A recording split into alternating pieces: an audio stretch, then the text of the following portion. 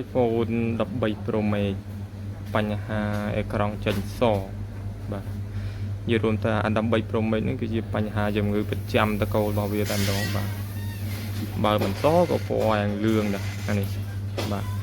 ឥឡូវយើងមកធ្វើការដោះស្រាយទាំងអស់គ្នាបាទចេញបែបនេះគឺយើងមិនទាន់អាចធ្វើការផ្លាស់ប្ដូរអេក្រង់បាទគឺយើងអាចធ្វើការជួសជុលវាបានបាទ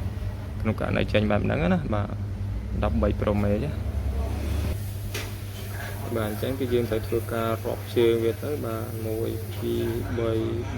5 6 7បាទជើងទី7យើងវាស់មើលមានតម្លៃអូមអត់ខាងនេះណាបាទតមកទៀតយើងរាប់ណា1 2 3 4 5 6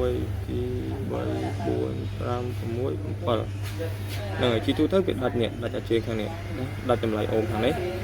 ចឹងតែកាលណាដាច់តម្លៃអូមខាងហ្នឹងគឺយើងយកភ្លើងខាងនេះមកជំនួសណាបាទជំនួសឲ្យវាណាបាទដូចខ្ញុំតអញ្ចឹងអូខេចាំមើលខ្ញុំនឹងធ្វើការតអូខេឥឡូវយើងជួយធ្វើការតហើយនេះបាទបាទខ្សែមកយើងខាងនេះខាងនេះ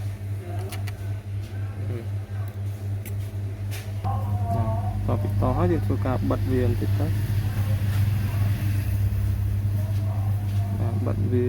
សម្អាត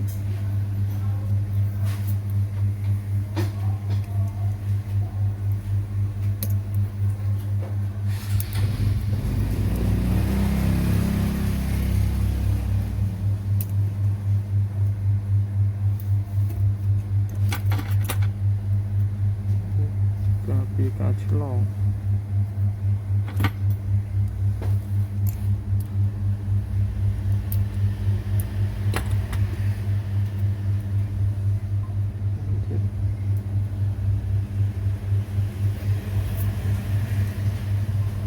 តាមមកយើងធ្វើការបើកតេស្តមើល